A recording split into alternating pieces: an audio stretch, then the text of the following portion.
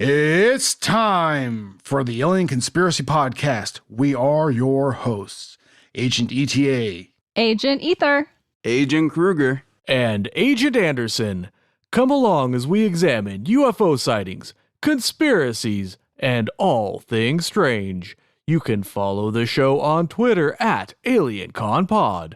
We also have an email address, alienconpod@protonmail.com. We would love to hear from you. And fairly new since last episode, a Facebook group, which I suppose is not the same thing as a Facebook page. Why don't you tell us all about it, Agent Ether? we now have a Facebook group and a Facebook page. Just search for Alien Conspiracy Podcast or groups/AlienConPod. So I'd appreciate everyone if they could go ahead and join. We have some excellent material. I actually posted some 3D images of different nebulas from the Hubble Space Telescope. So when you're scrolling through, they kind of look like they're flying out of the page at you. Hell yeah. I thought they were really neat, personally. I was planning on posting some pictures from Spaceballs.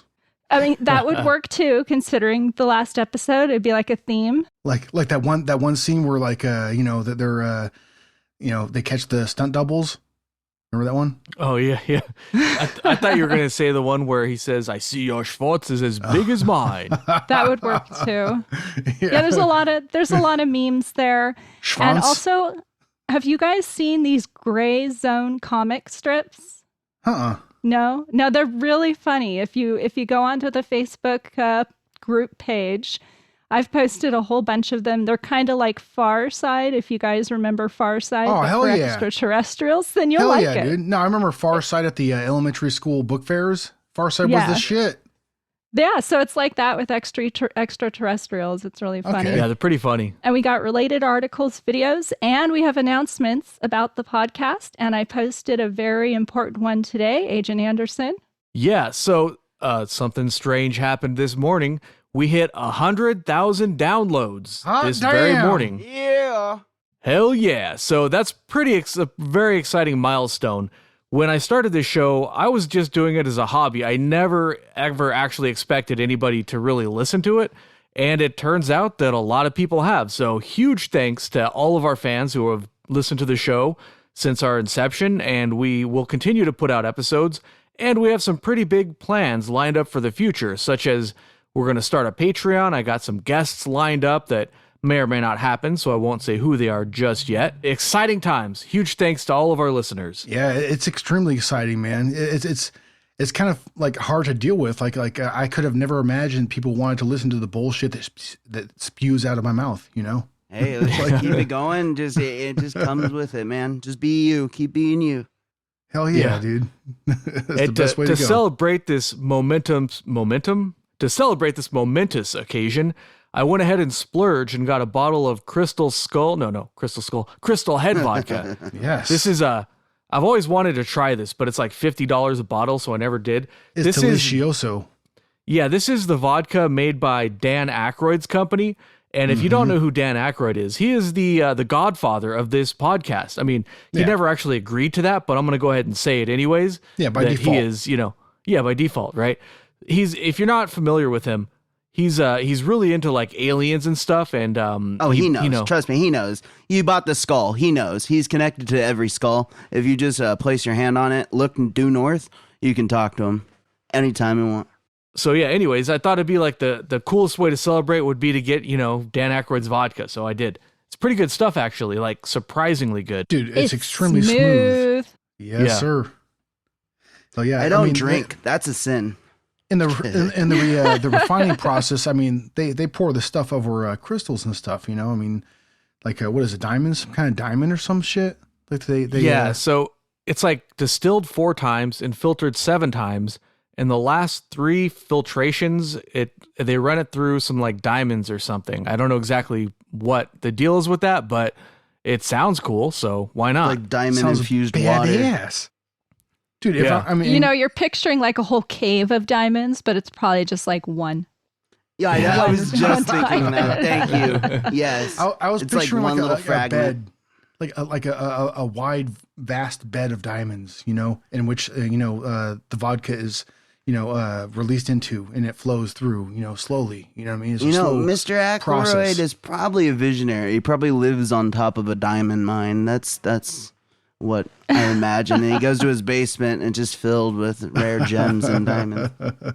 The picture of the diamond filtration is on Wikipedia. If anybody wants to see it, just Google Crystal Head vodka and scroll down a little bit on the Wikipedia article and you'll see it there. I'm going to do that right now. Is it a cave? No, it just looks like an industrial filter, but instead of filtration elements, it's got some diamond looking things in there. It's pretty cool. I am disappointed. Hey, with enough vodka in you, anything will look like a cave, right? Anything is possible. True. Anything. Yeah. And I do have a considerable amount of vodka in me right now. Let's keep using it. Keep that fire brewing. Let's go. So let's get to this week's episode.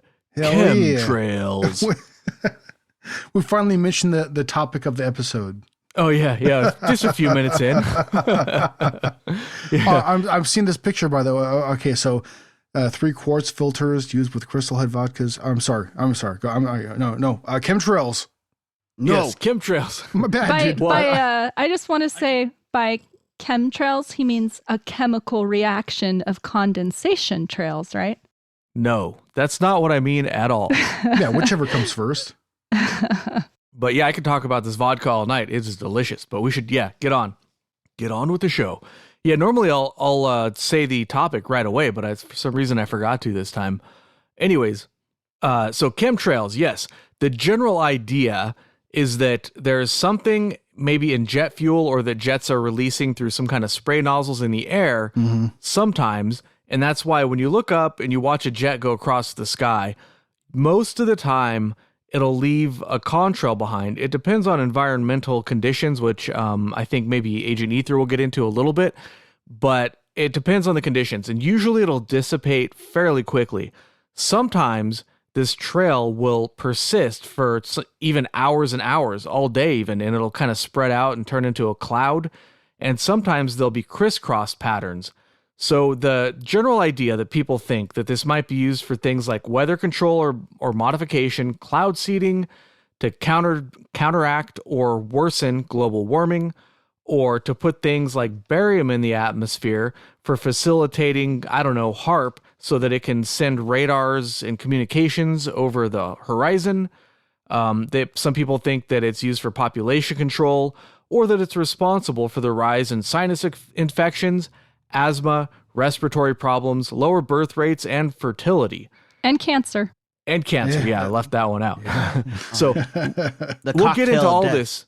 We'll get into all this in more detail. I'm just sort of doing like a little preamble here, or a little teaser, I guess. Do you have the list coming up of things that they think are in the chemtrails? The list of chemicals? It's a pretty short list from what I could find. Like I said, barium, what was it? Silver, sodium, or sodium, silver, silicone iodide. Oh, that's it. Yes. Aluminum, strontium, polymer fibers, thorium, silicone, carbide.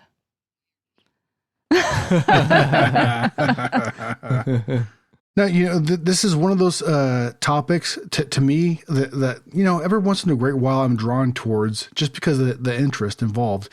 And to me, to be honest, like from the outside looking in, the reason why I'm drawn to it, to be honest, is because there's quite a bit of shenanigans and tomfoolery that surround this topic. There's a lot of people who are, pilots or within the aviation industry that have made videos kind of mocking the subject. I don't necessarily believe that definitely the full conspiracy theory. I don't believe that that there's a ton of shit going on here, but I do have some questions because there are some things that don't necessarily line up. You know what I mean? But to me, the reason why I'm drawn towards it is because this is one of those subjects that is, it's surrounded by a lot of, in my opinion, a lot of misinformation on both sides, supporting the conspiracy theory and also trying to, disprove it. So to me, this is one of the very interesting topics that we've covered, so far. It's a cool one, because I've noticed, like, on social media, when you have people discussing things that are labeled as conspiracy theories, people who are, let's say, believers go ahead and put out evidence, and it's immediately refuted by skeptics. But sometimes that evidence needs to be questioned and looked at. Sometimes it's legitimate. Just because you don't believe in the conspiracy theory as a whole doesn't mean there isn't some valid points there. Yeah. Well, I think, the one big thing that I really keep on coming back to is, I remember as a kid, I lived in an area where there was a lot of traffic, airplane traffic. Now, I don't remember seeing that many like contrail streaks. You know what I mean? That streaks that were coming from planes that lasted, that weren't just there for, I don't know, half an hour, couple hours, whatever the limit may be, But nowadays, there's a lot of stuff in the sky that stays around and turns into clouds. From my perspective, just from my own observations. Now, I'm not saying that this is, definitive evidence that something is going on, but it's kind of weird to me. Like, why would these contrails stay around for so long? You know what I mean? I've seen them with my own eyes, Yeah, I'm almost wondering if the types of planes make a difference and how high of an altitude they're flying out, and the altitude definitely makes a big difference. Yeah. If you think about global warming and the amount of moisture in the air, is that making a difference? Because there's a science behind contrails, and it has to do with atmospheric conditions. So if those are changing, could that explain in part? And also the air traffic has increased significantly, and it's supposed to quadruple by 2050. So you think we have a lot of planes in the sky now, just wait. Yeah, it's going to get way more complicated in the future. But, I think we should definitely make a, comparison between the two different terms. That sometimes people do get mixed up. Chemtrails and contrails are two very different things. Contrails are a very normal occurrence, and they're very common with, they can happen with almost any plane, certainly any jet plane, but contrails tend to dissipate pretty fast, And that's the main point that I'm trying to make here is that, sometimes you see some things that, you would assume would be a contrail or, exhaust from a plane at high altitude, which would create, some sort of a streak or a contrail of some sort. Well, there's 3 different types of contrails, and they depend on the atmospheric conditions, specifically the vapor pressure and the moisture that's in the air. And of course, the temperature of the air plays a big role. So you have short-lived contrails, which is what you're talking about, and they only last about 30 minutes. You have persistent non-spreading contrails, and those are the thin lines, the straight lines you see in the sky that hang around for a little while. And then you have persistent spreading, which are wide and long-lasting, and they can actually form artificial clouds high in the atmosphere. Yeah. And those are the ones, I guess, that give me a little bit of pause, because they actually do appear, at some points to create weather systems or at least influence the weather that's happening in a specific area. Well, they do join the other clouds. And if you think about it, at some point you can't distinguish between what has been man-made and what is natural. And the question is, how much of an impact is that having? There's an impact on global warming happening from all of the fuel from. There must be, right? All the greenhouse gases and all the emissions that's from what our I'm cars saying. and just. But it's also from the planes. The planes, emissions from the planes are causing global warming. Now, they're not causing a lot of global warming, but certainly more than existed before we were using so many airplanes. I would think that would make a bigger footprint. Yeah, and I think that's where, some of this kind of ties into the conspiracy theory of chemtrails, it's so scientific, but it's also kind of an unknown. And the whole idea of weather anyways is pretty hard to measure. I mean, we can predict the weather to a certain extent, but I can't tell you if it's going to be raining in a month. Yeah.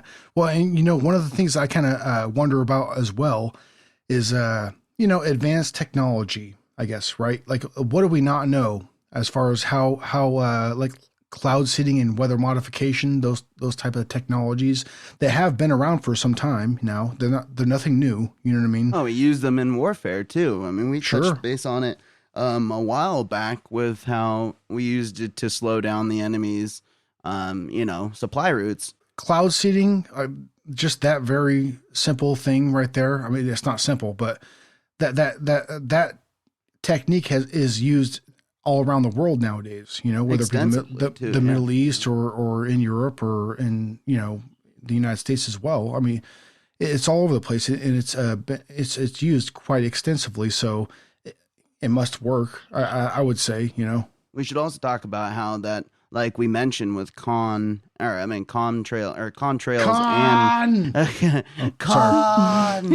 with contrails and chemtrails, how there's a difference between the two. There should be also, we should point out with cloud seeding, when the first reaction I would think anybody hears, especially from the outside, just learning about the topic, they'd immediately associate with something like, oh, that doesn't sound good, right? I mean, like cloud seeding, that doesn't sound like it has negative connotations around it. I would think, for me at least, that when I first heard it back in the day, I was like, oh, that sounds nefarious. But then when you really take what could happen, right? You see, I know what you're doing up there. You're seeding the clouds, and it's like, yeah, they are with type of material that can, help it rain. And well, there's even an argument about whether or not it has a great effect, and you start getting into this cost to benefit ratio when you're talking about cloud seeding, but I feel like it must work because so many people do it. Oh yeah, definitely in other parts of the world. I mean, they just gotten it down to the point where they just shoot a rocket up into the air,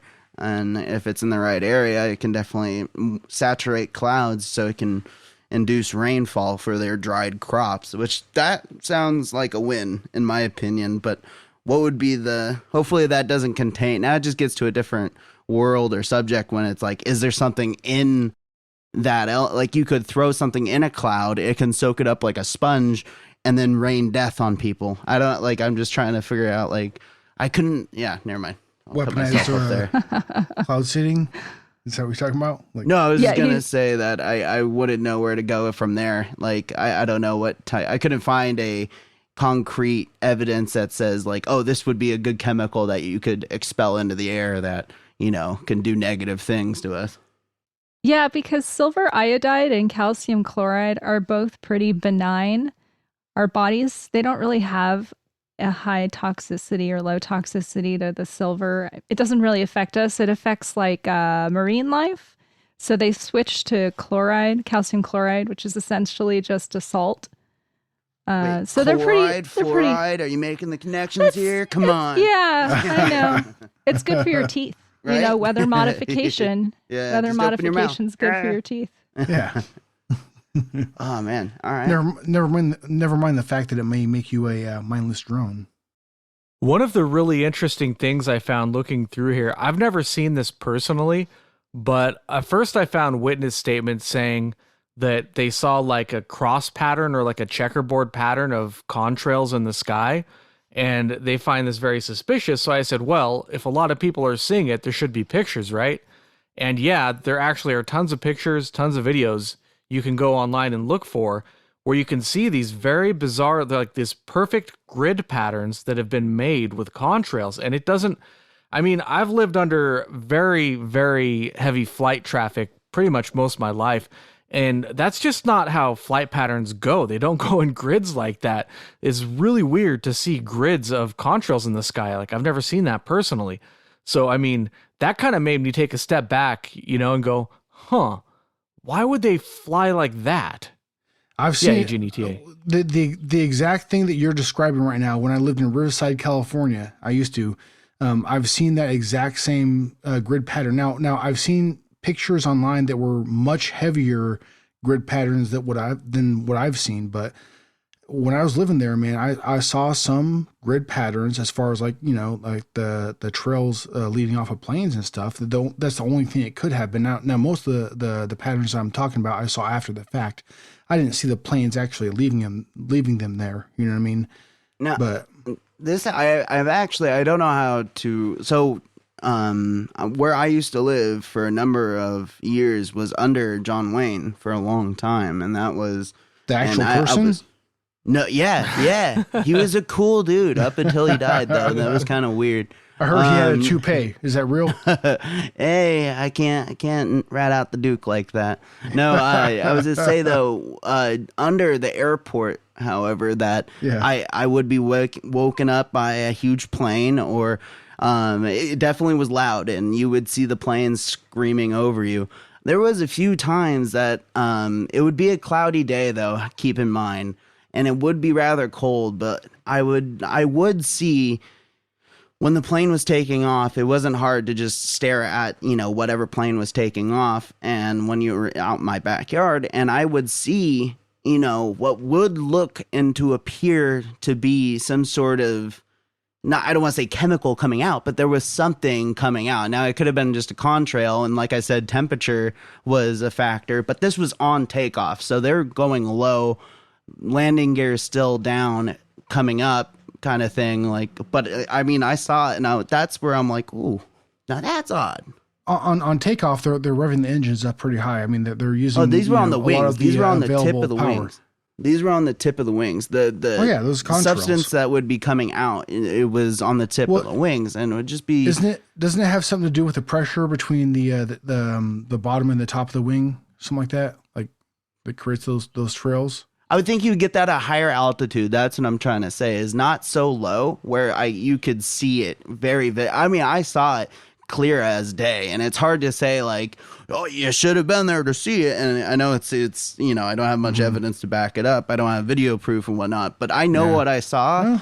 And when I would see that, I would sit there and go like, I'm kind of stuck in the middle where I'm more leaning towards believing this conspiracy. Then there I'm like, no, it could be used for, you know, good. But then when I would see things like that, when I lived under John Wayne, it was just weird. And that's where that definitely, like, my buddies would come over, we'd all be there and just go into the driving range and then see a bunch of planes pass by. But we would never see it like that day that I saw it, but it was cloudy. It was a cold day. Foggy. So I don't know. Was it foggy? No, nah. Because when it's cold and you tend to have high moisture, you do get condensation at low altitudes. Oh, I thought I was gonna set you up for a joke, but no, I was gonna. Yeah, no. Actually, it was. I mean, to a certain extent. I mean, you guys been in my neck of the woods. It can kind of get overcasty, but nothing too foggy or anything. But I would say it's more. There was a logical reason there, and not nefarious. But then again, I saw what I saw. I saw what I saw. You saw her, dude. Tell you that much. Hey, so here's we believe you.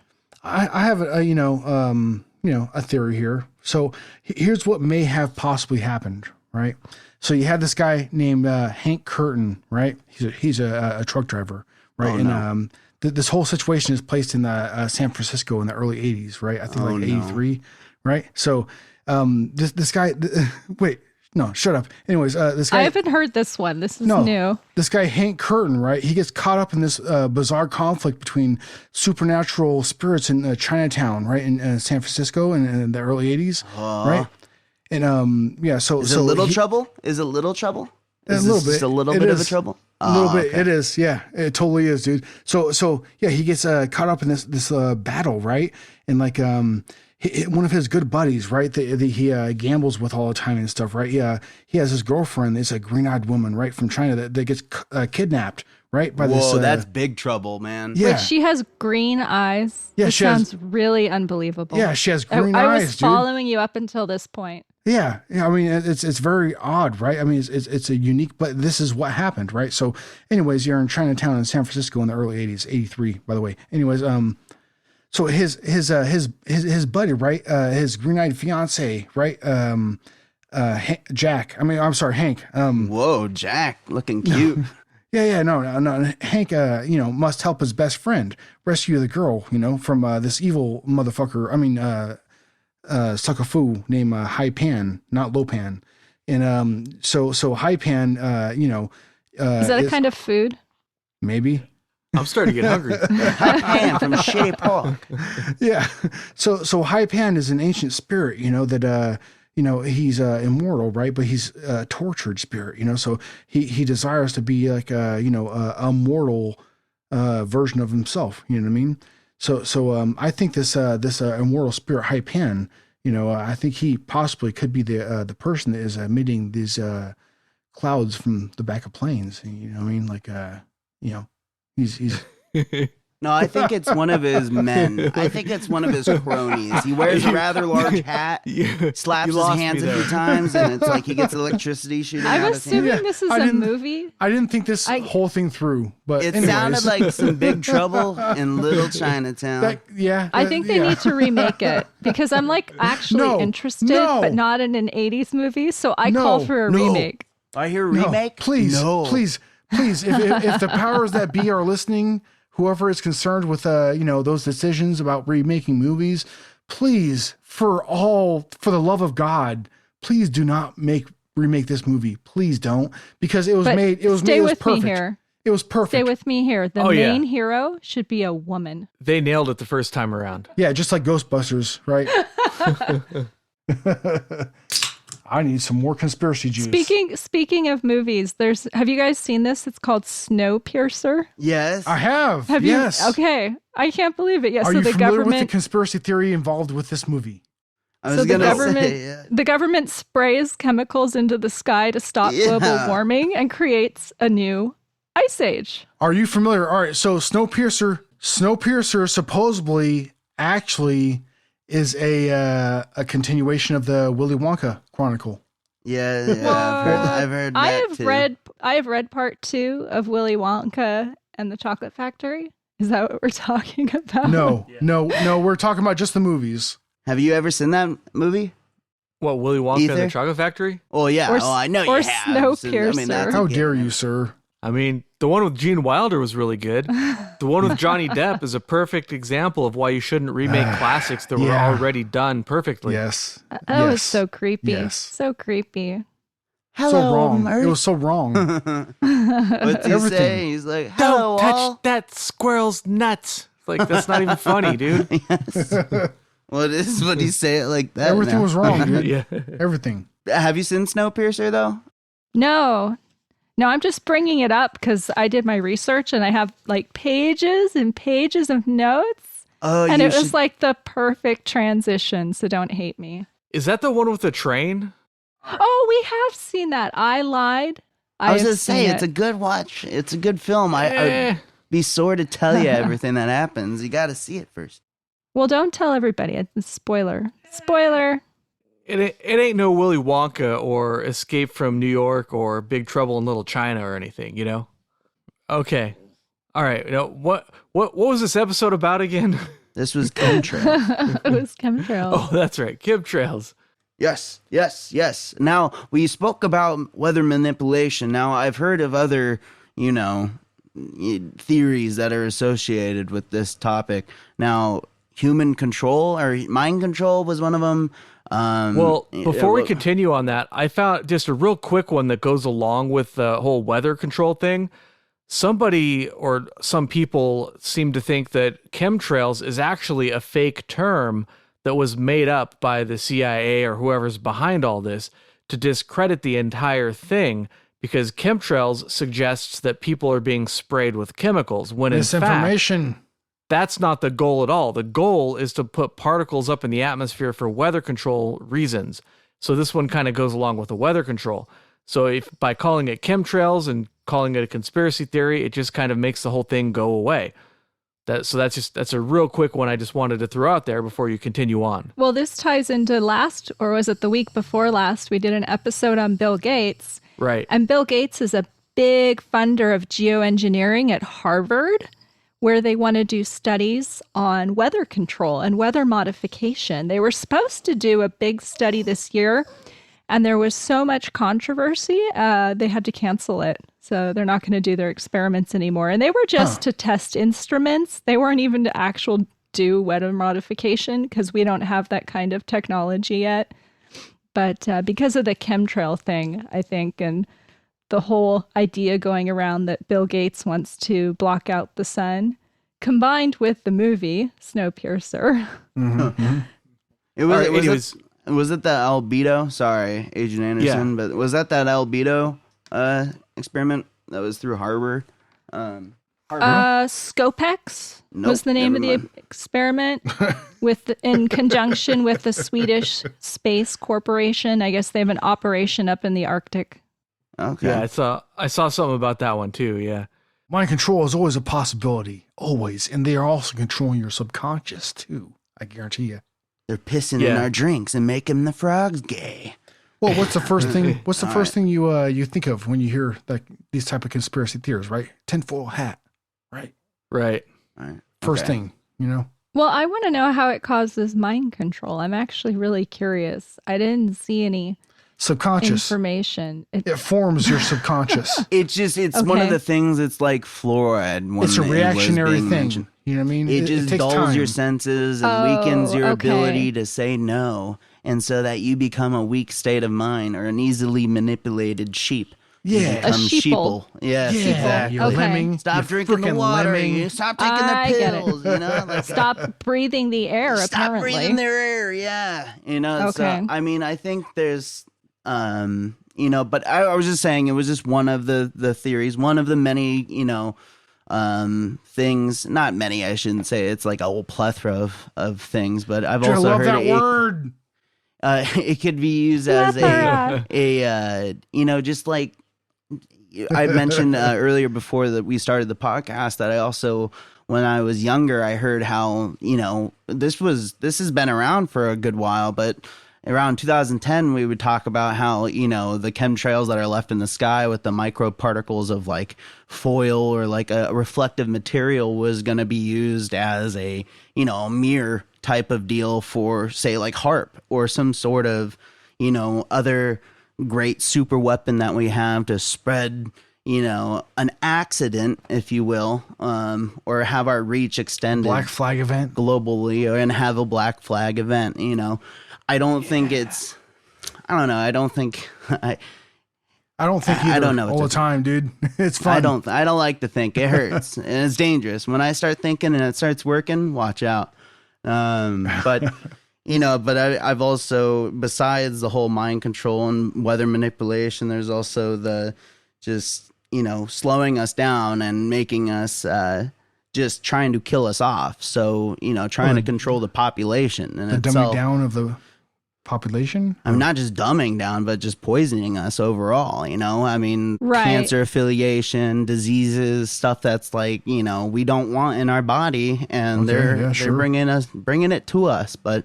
you know, would it be crazy? And this is, I'm not trying to make anything up here, and I really do mean this. But, you know, I don't think I heard this yet, but what if there could be an argument that they spread Rona through the air? You know what I mean? There's, you know, could, I'm just saying, like, there's those diseases, you know, if cancer is what, you know, that what they were spreading. Vaccine.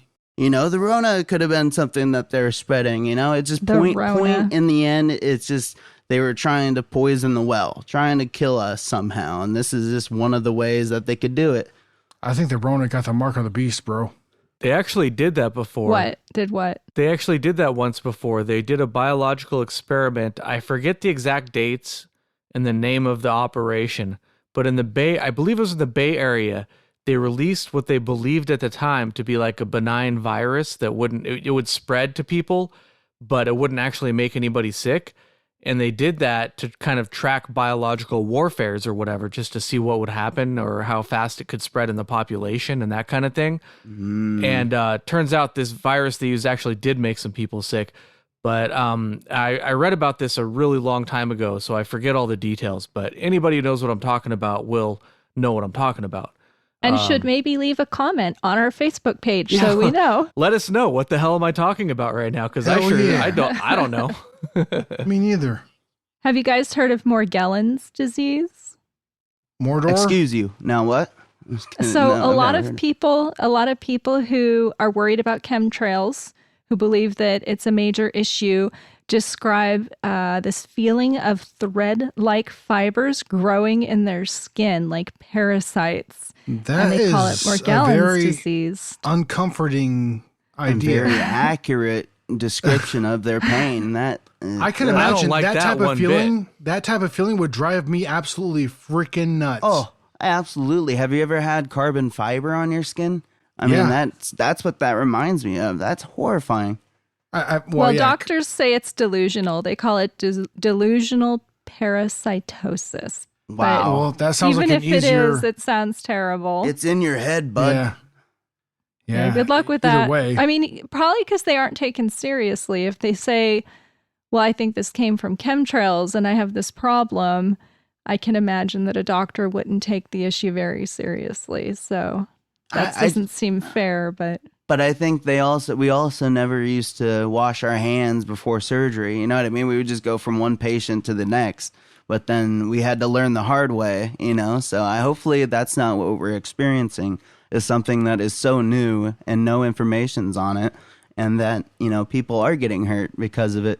Just like cell phones, you know what I mean? Like we touched base on, last week, is maybe, with all the microwaved, I don't want to change the subject. I'll just stop right there. But I just don't want it to learn the hard way. That's what.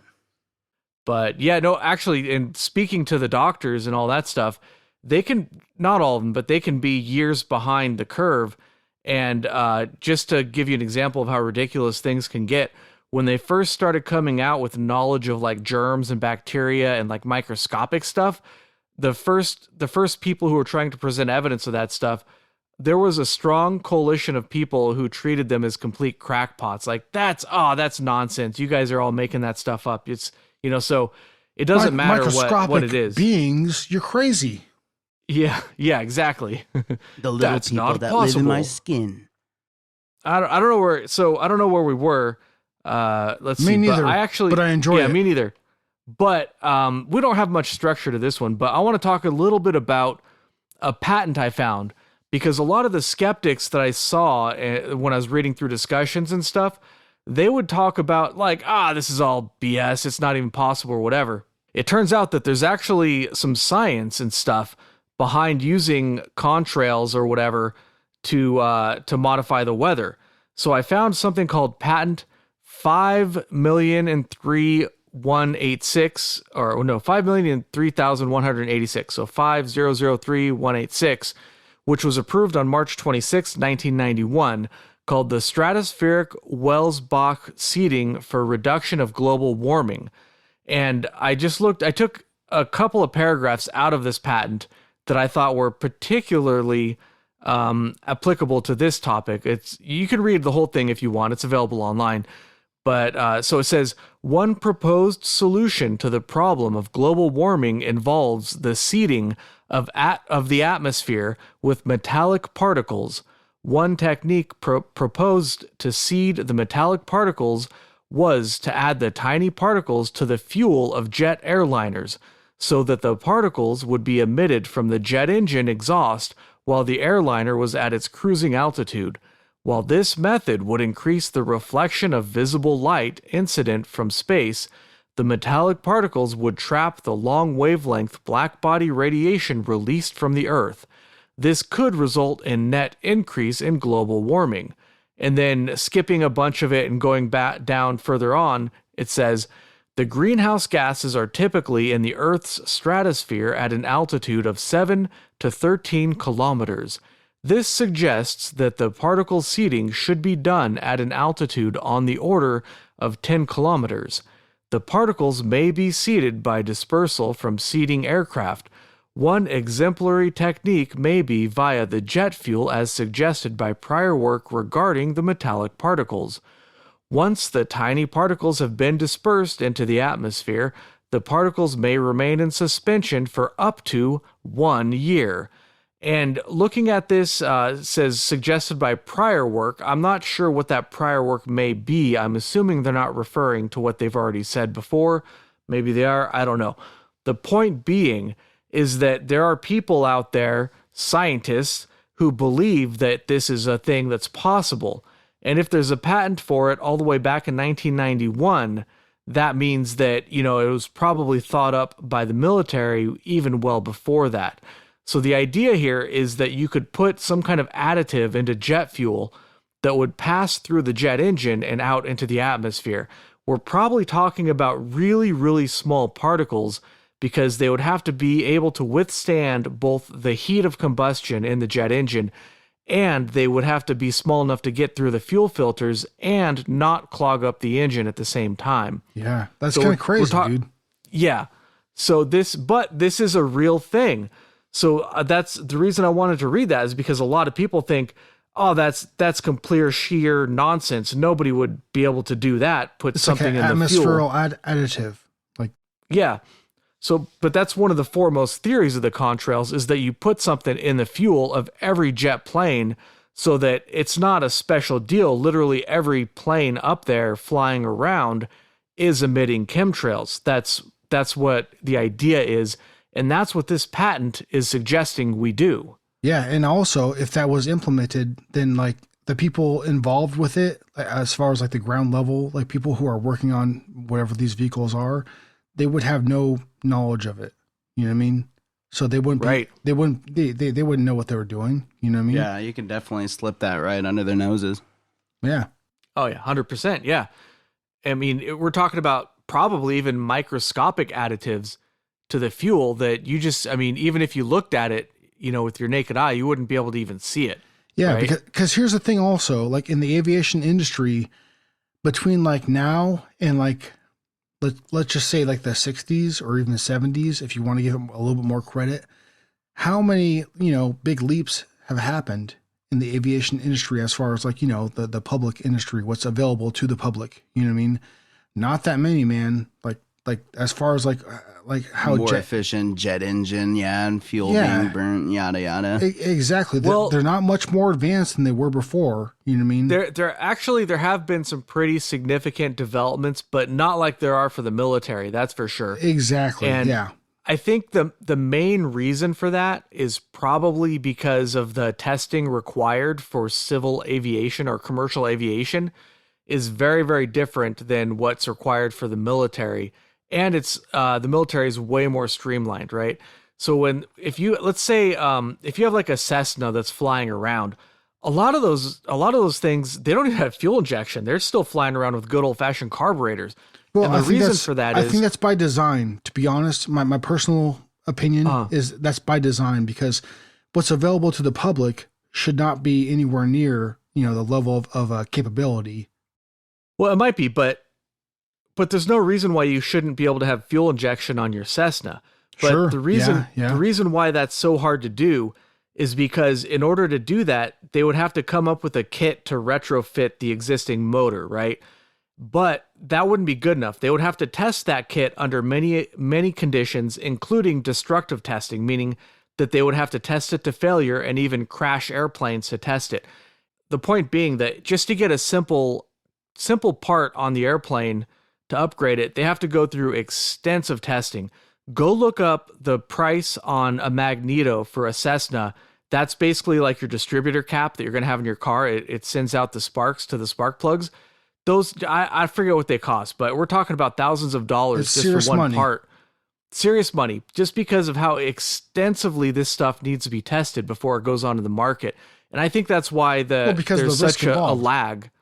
Well, no, it's not the risk. It's just, well, yeah, it is the risk, but it's also just testing it under each condition available. Yeah. But I think that's why there's so much of a lag between military and civil aviation.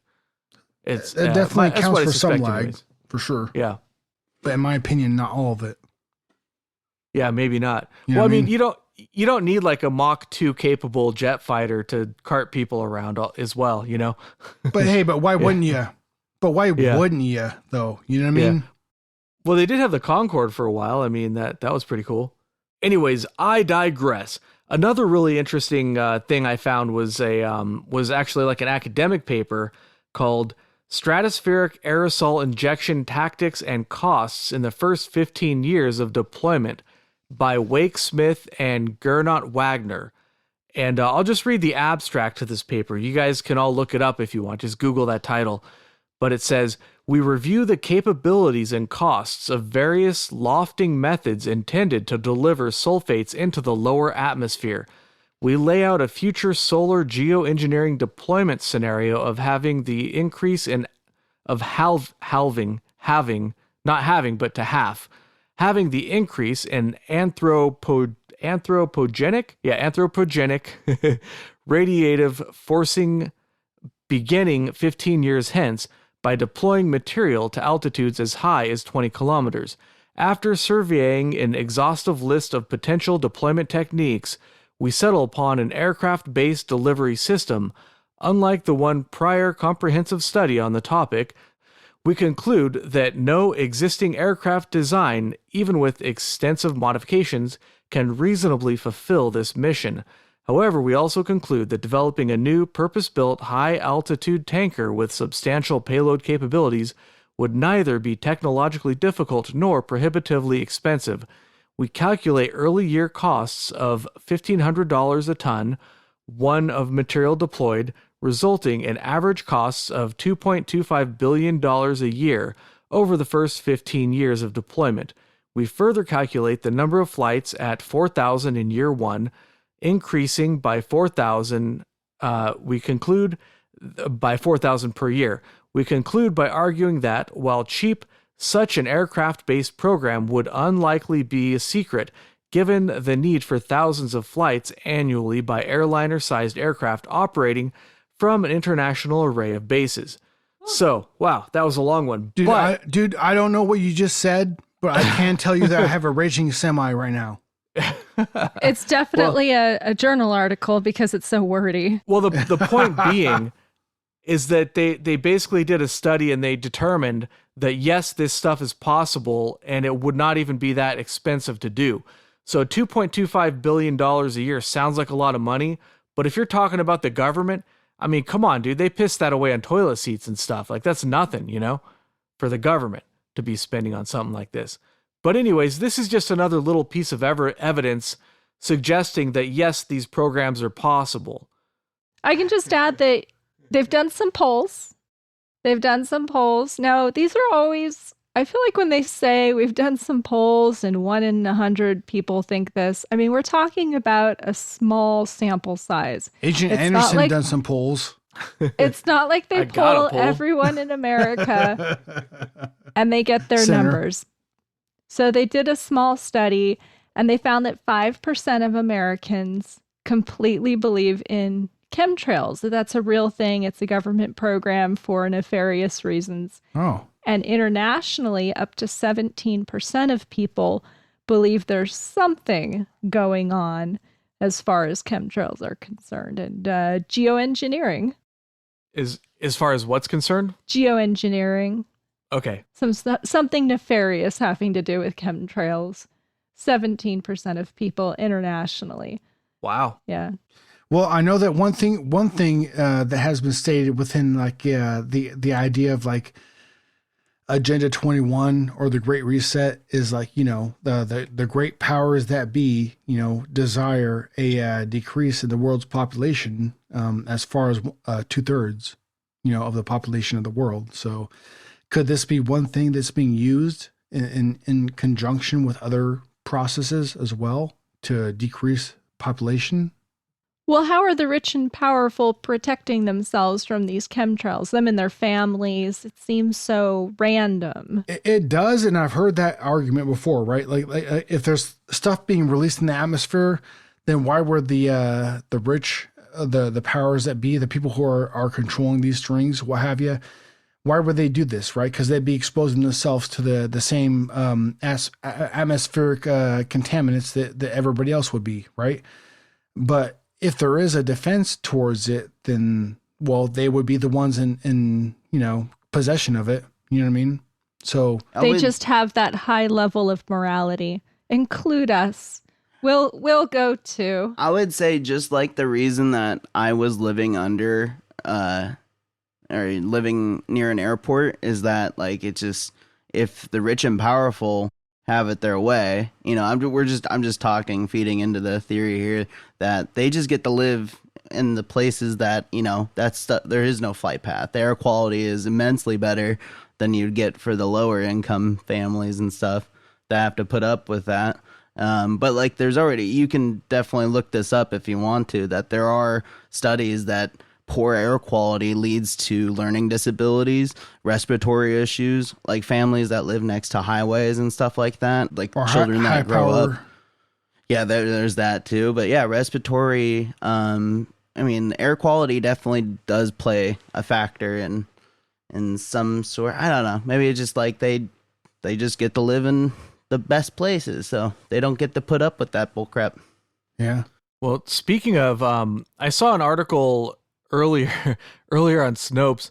What was that Prince, what's his name? He just died at 99 years old or something. Philip? Voldemort, formerly known as, or Palpatine. Prince Palpatine. Or you shall not pass. What was his name? I thought it was Philip? Prince Philip. DMX? Prince Philip. Yeah, I know. evil. I know. DMX just passed away. Yeah. No, not him. Not him. No, Prince Philip. Right. So apparently, Oh yeah. Previously, he had said that he wanted to be reincarnated as a deadly virus so that he could take revenge on all the people for overpopulation and kill a bunch of people or something like that. That's fucked up. I want to dude. know where this quote came from, because I've been seeing this around the internet, and I'm just curious to know who's reporting. Like the originator quote. Originator. He Thank wrote you. it in the forward to a book that is no longer being published. The apparently. forward to so it's in print. It's in print, yeah. And this was on Snopes, and they're usually pretty accurate. Like I don't know, I don't follow them that closely, but So they said it was true. yeah, they said it was 100% true that he said this. So I mean, In the event that I am reincarnated, I would like to return as a deadly virus in order to contribute something to solve overpopulation. He used the word revenge. We're talking about this quote. Yeah, this Prince Philip, right? This is an evil fucker we're talking about right here. Yeah. Royalty. When it comes to the British royalty, there has been quite a bit of a satanic ritual that has been attached to a few different family members within that royalty. That a few different. Matter of fact, him and also his mother. I don't know, man. It seems like they may up to what revenge does he need to take? Sorry. Paul. Well, those motherfuckers. I think they are. I'll just say it, dude. I think they worship Baphomet. You know what? Actually, that would be a really good episode to do on the royal family because, I mean, a lot of them don't seem like very nice people. So even if they're still alive, I don't mind talking a little shit. Man, you know, they just look corrupted, right? Yeah. Like they just look corrupted. And here's the thing: there's some interesting stuff. Like for instance, like if you want to just look into like the property that like the royal family has owned throughout the recent history, at least like recent property that has been reported on. I remember this. Damn, I don't remember where it was in England where this property was, but there was this one like. I guess the royal family would call it a cottage. You or I would call it probably a mansion. but like there was some pagan imagery, I will just call it, related to Baphomet that was like statues and stuff that were around the property. And this I'm hearing art. So there was some art around their getaway. Did they have a painting of Bill Clinton in a blue dress? That's what I want to know. No, they didn't. But I'm quite confident they probably knew the individuals that had everything to do with that painting. I'm just saying is all. I mean, there's a lot of lines to be drawn within there. But at any rate, there is some questionable properties that have been owned by the royal family that are just fucking weird. I'll just say it. It's just fucking weird. Some of the statues and the art, the imagery that is presented. Let's get back to chemtrails here a little bit. Oh yeah. The chemtrails. So I found one company that people think may be involved with chemtrails, and that's Evergreen Aviation. Have you guys heard of this one? No. Only because you told me about it. So Evergreen Aviation is a company based in we actually did an episode about this somewhat recently, but based in McMinnville, Oregon. They were founded in 1960 to do helicopter crop dusting and firefighting and that kind of stuff.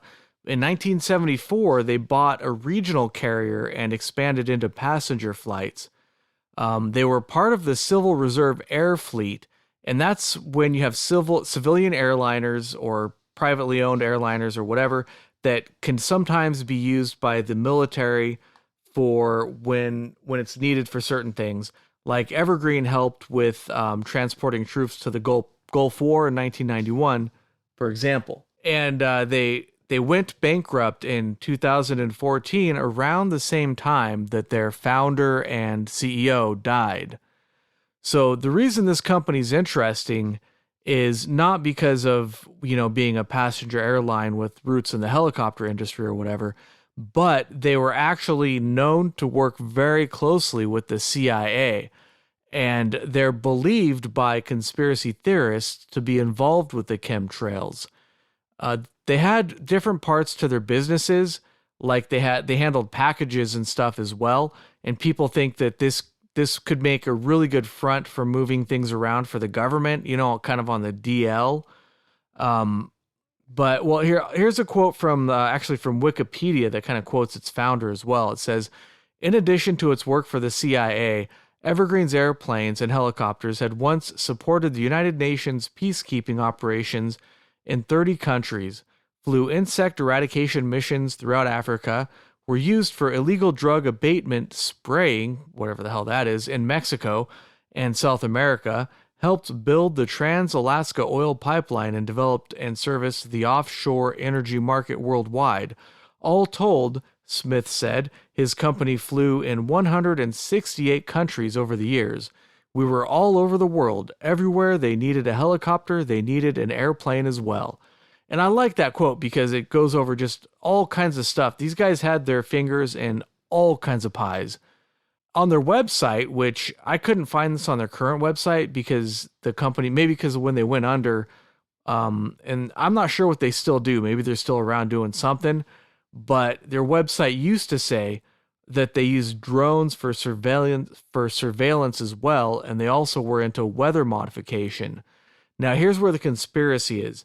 Supposedly, they had a fleet of 747s for refueling operations, and they were ready to go 24/7.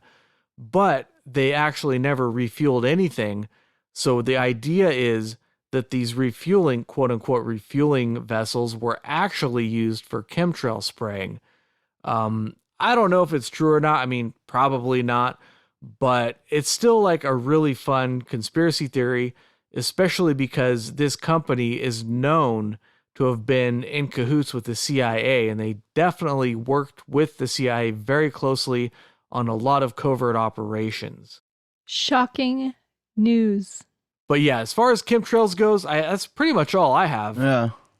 For chemtrails. I mean, I think we covered all the major points. You could go into more and more detail. You could always go more into detail on any of this stuff, but we covered all the major points. All the major theories and stuff that they think it's used for. You got anything else for us, Agent Ether? I think that if anybody has an opinion or a review for this week's episode, they should go ahead and post that on our Facebook page. And I'll go ahead and post all the relevant links and information from this episode as well. All right. Well, final thoughts, Agent Kruger? Not. You guys said it so eloquently. Well, I guess my final thoughts on the episode are the government.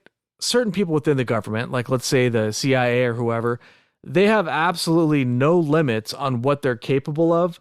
And we know that the science exists for them to do things like chemtrails. So my opinion is, although I'm not sure I have seen 100% irrefutable proof that chemtrails are a real thing, we know that the technology exists and we know that the will exists. So if they, for whatever reason, if they thought that they wanted to do this for any reason, for whatever reason was in their head at the time, they would absolutely do it 100%. I have no doubt in my mind that they would. Because they've done a lot of nefarious things over the years, why would they not do this if they thought it would benefit them somehow? So I guess that's kind of where I stand. I'm not really sure. I'm not 100% convinced, but I think it's definitely within the realm of possibility, and there are plenty of stories, lots of evidence, and lots of weird stuff going on that kind of makes me wonder. Yeah, I take that back. It was a dirty lie, what I said earlier. I do have a closing thought about it. I would like to think that it's not as, if they did have the manpower to do it, I just don't think that it could be done as seamlessly and as simple as it not as simple as it sounds, but I mean, I don't know. I just feel like there would be more adverse side effects that would be noticing. But then again, as I say it, it's really hard to just pick a side, because as I say it, I also think like maybe over prolonged years of just prolonged use, or you know what I mean? Like just it doesn't have to happen like overnight. If they were to introduce something to us that would weaken us or do something bad, it could take forever. Not forever per se, but a lengthy period of time. And I don't know. It's just hard to pick a side on this one, because I do like to think that the government is this big bad entity, which it is. It don't get me wrong, but it's just, I also think there is, in its stupid ways, it does try to help, and maybe this is one of those ways that tries to combat, global warming or do something. But sorry, you can cut all that out if you want to, but I was just rambling. Just wanted to say one more thing. No, it's all good. It's your final thoughts. Agent ETA, any final thoughts? Yeah, I think so. What could have possibly happened here is, so you have this guy named Gord Brody, right? He's a struggling cartoonist trying to pitch an animated show to Hollywood executives, right? So when he fails, he returns to his hometown with no choice but to live with his parents and younger brother Freddie, right? Or Eddie. Eddie. So his father doesn't approve of his career path, right? So he pressures him to get, to gain more independence. You know what I mean? And so as a father and son exchange barbs and tomfoolery stuff like that, he comes up with a lie that changes everything, right? He claims that his dad molested his brother Eddie, right? Which comes up with the name of the movie. I mean, Eddie. All right. We've gone too far. It leads to dramatic consequences. You know what I mean?